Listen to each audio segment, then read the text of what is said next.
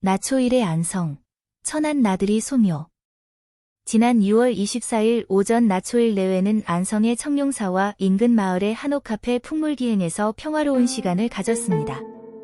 안성의 외진 곳인 청룡사 부근에 이처럼 멋진 카페가 하는 생각이 들었습니다. 23년째 영업하는 규모 있는 가게에는 때마침 손님이 많지 않아 나초일 내외는 조명이 인상적인 실내 분위기를 즐기며 오붓한 시간을 보낼 수 있었습니다. 참석 동기 6이 오른 서운산 왼쪽 아래에 청룡사와 한옥카페가 있고 여기서 좌측 4km 떨어진 곳에 석기 동기의 천안 입장 자가가 위치합니다. 서운산 정상은 경기 안성시와 충북 진천군의 경계이고 동기의 전원주택은 충남 천안 소재입니다. 일대는 세계도가 엇갈리는 접경 지역입니다. 오후에는 석기 동기의 호의로 17년째 살고 있다는 자가 앞마당에서 군동기 8과 배우자 5의 70대 13이 늦은 점심을 푸짐하게 들었습니다. 나초일을 뺀 배우자 넷은 다른 이들이 서운산을 오르내리고 인근 지역을 산책하며 시간을 보내는 사이 정성껏 음식을 준비했습니다. 당일 오후 비 예보가 있어 석기 내외는 정원에 펼친 테이블 위로 천막을 치는 수고를 마다하지 않았습니다. 참가자 13이 석기 자가 앞마당에 품격 있는 식탁을 마련해 스스로 서빙하며 준비한 음식을 나눠 먹습니다. 석기 내외는 항아리 바비큐, 부추전과 다양한 샐러드, 다른 참가자는 김밥 등을 준비해와 참가자들의 눈과 혀를 기쁘게 해주었습니다. 서운산 등산 동기들의 하산에 맞춰 다소 늦게 시작한 점심이었지만 풍성한 자리가 아니었나 싶습니다. 나초일 내외는 풍물기행에서 맛본 수제두유 식빵을 구입해 나눠 주었습니다. 카스텔라 맛이 나는 식빵입니다. 함께 한 배우자 넷과 다른 나초일의 모습이 인상적입니다. 넷이 음식을 준비해 나눠주느라 수고하는데 나초일은 동기들과 함께 테이블에 앉아 배달되는 음식을 즐기고 있습니다. 아담한 단층집의 정원은 넓고 잘 가꿔져 있습니다. 한여름을 앞두고 거실로 이어지는 계단 주변에는 다양한 화초의 꽃이 피어 눈길을 끌고 있는데 아쉽게도 이름을 제대로 알지 못했습니다. 전원주택의 정원 가꾸기가 힘들다는 사실은 유튜브를 통해 익히 알고 있습니다. 고운 잔디, 화초와 관목이 저마다 아름다움을 겨루는 것이 앞화단, 침엽수와 화렵수가 적절히 배치된 출입구 주변과 울타리, 크지 않지만 잘 손질된 이들 수목의 모습에서 석기 내외가 자연을 즐기는 철학을 엿볼 수 있을 듯 싶습니다. 이어진 점심을 마치고 6시경 참가자들은 석기 자가 지하에 마련된 음악홀로 이동하였습니다. 널찍한 공간에는 건반 악기, 기타, 색소폰 등의 악기와 반주용 PC, 스피커, 분위기 있는 조명이 갖춰져 있습니다. 이곳에서 준태, 석기, 영근 등 한가락하는 이들이 연주와 노래로 평소 실력을 자랑합니다. 준태가 전자기타로 사랑으로를 들려주자 석기는 색소폰으로 데니보이 등의 곡을 선사하고 영근은 구수한 목소리로 자리를 빛냅니다. 나초일은 2시간 이상 지속한 자리를 지루해하지 않고 잘 견뎌냅니다. 평소 음악 소리에 친근감을 갖고 있던 덕분일까요? 초반 자리를 지키고 있던 병우는 내일 오전의 일은 행사 관계로 일찍 자리를 떴습니다.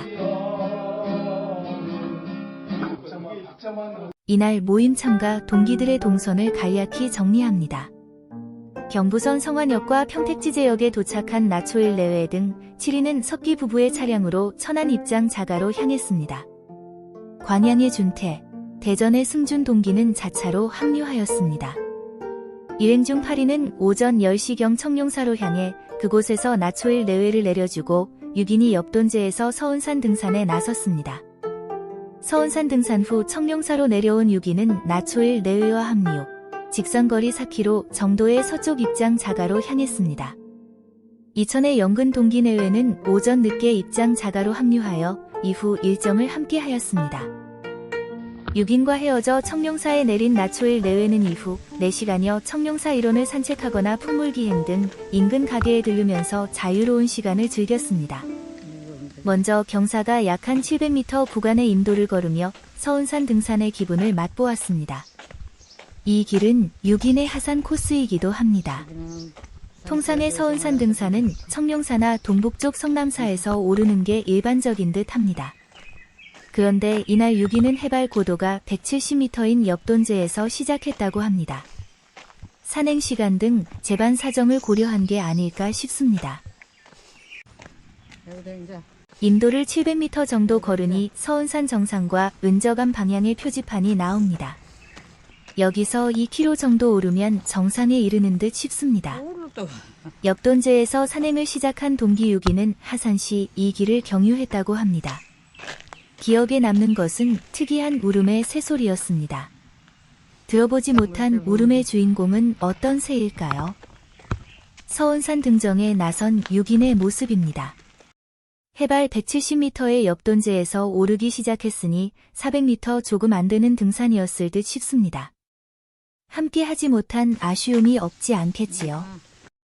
평일에 찾은 청룡산은 한적한 모습이었습니다. 예불이나 관광 목적의 방문객이 많지 않았습니다. 작아 보이지만 작지 않은 사찰로 알려진 청룡사라고 합니다. 용주사의 말사 중 하나인 이곳은 보물을 5개나 가진 사찰로 석가열의 삼존상이 역시 보물인 특이한 모습의 대웅전 안에 있습니다. 다른 보물인 동종은 명부전에 있고 괴불탱과 감로탱은 일반에 공개되지 않고 있습니다. 청룡사는 고려 원종대인 1265년 원의 명본대사가 창건하고 공민왕대인 1364년 나홍왕사가 중건하였다고 알려져 있습니다. 아울러 이곳은 조선 말기 안성 남사당패의 활동 근거지이기도 합니다.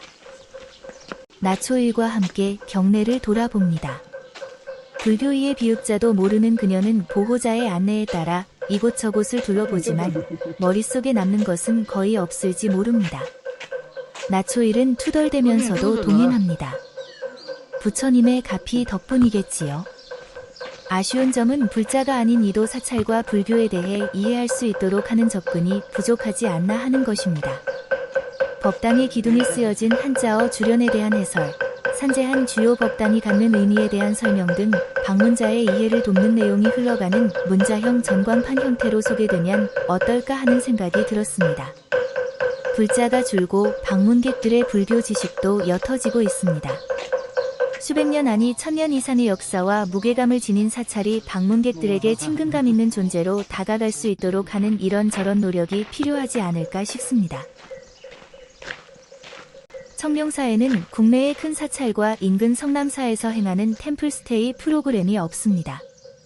이런 행사 없이도 사찰 운영에 문제가 없는지 모르겠습니다만 궁금한 사실은 이 사찰을 크게 키운 고려의 고승 나홍선사의 시가 근자의 다양한 버전의 노래로 만들어져 불려지고 있는데 청룡사에선 이에 관한 해설 내지 홍보 자료를 찾아보기 힘들었습니다.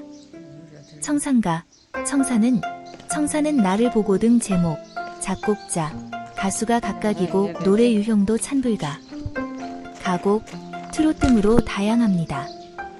청사는 나를 보고 말없이 살라하고 창공은 나를 보고 티 없이 살라하네. 사랑도 벗어놓고 미움도 벗어놓고 물같이 바람같이 살다가 가라 하네.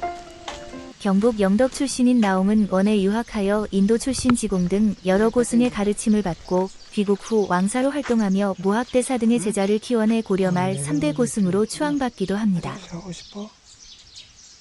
나초일 내외는 경내 바깥쪽에 자리한 깔끔한 해우소 이용 후 천왕문을 거쳐 밖으로 나왔습니다. 1993년 복원된 천왕문에는 사천왕산이 없습니다. 사찰 입구에는 청룡사 관련 비가 여러 세워져 있었습니다. 사찰 입구에 설치된 인근 지도입니다. 근거리에서 해상도 높은 카메라로 찍은 영상인데도 해독하기 힘듭니다. 누구를 위한 지도일까 하는 생각이 듭니다. 네이버 지도 등으로 접근하는 것이 이해하는데 편리할 듯 싶습니다. 청룡사에서 좀 더 내려오면 나초일 내외가 오전 늦은 시각 찾아간 풍물기행과 장터마당 등 이 지역의 맛집이 있는 마을로 이어집니다. 맛집거리로 내려가는 길 옆으로 꽤 깊은 개천이 흐르고 있습니다. 근자에 비가 오지 않은 듯 싶은데 개천에서는 맑은 물이 소리를 내며 아래로 흘러가고 있습니다. 아마도 저 앞 청룡지로 흘러가겠지요. 근자에 큰 비가 없었음은 개천 둑벽의 무성한 불로 짐작할 수 있을 듯 싶습니다. 영상의 마지막은 나초일 내외가 늦은 오전 시간을 보낸 카페 풍물기행입니다. 처음 와본 곳인데 첫인상은 시골에 이렇게 멋들어진 카페가? 하는 것이었습니다. 그런데 내역을 알고 보니 영업 개시 후 23년 차에 들어선 내실 있는 가게였습니다.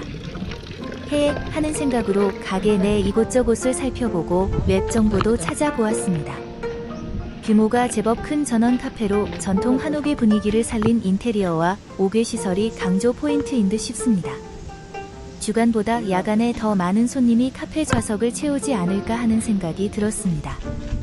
카페에선 항아리와 장독대, 가마솥, 토담과 담지붕, 문짝과 창문살, 담벼락 문양, 기와지붕과 석가래 등 전통 한옥의 분위기와 선대의 삶을 돌아볼 수 있는 주제나 소재를 찾아볼 수 있습니다. 이들 소재를 곳곳에 적절히 배치하여 있고 살던 우리네 삶에 대한 향수를 불러일으키고 있습니다. 카페 내부는 밝은 조명과 실내 좌석 공간 구분에 사용된 곡선형 목재, 구미싱 발판이 달린 묵직한 탁자 등에서 여느 카페와 다른 모습을 느낄 수 있습니다. 여기에 한글 자음 피읍과 히읗을 차용해 가게 이미지로 삼고 있는 점도 주목할 포인트입니다.